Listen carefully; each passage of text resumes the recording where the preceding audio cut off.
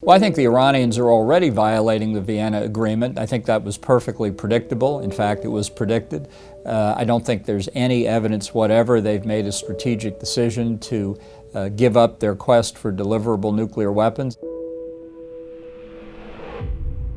The idea of the negotiations themselves was basically flawed, and that whatever possibility there was of using the coercive power of sanctions along with diplomacy was lost about 10 or 12 years ago. So I think inevitably the most likely result now, absent the use of military force, is that Iran is going to get nuclear weapons pretty much at a time of its choosing.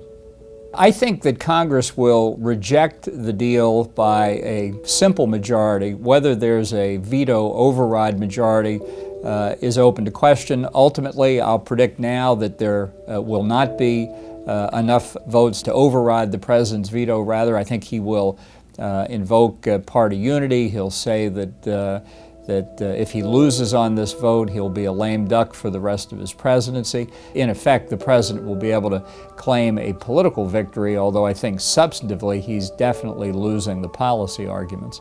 As far as foreign policy that might occur under a future Republican president, I think you can expect the same pattern in reverse, very few Democrats supporting it. The Senate has been throwing away its treaty powers for the last 100 years. This Vienna deal could rise to the level of a treaty, but the fact is, since 1945, 90% of all U.S. international agreements have been in one form or another of executive agreement. Only 10% have been treaties.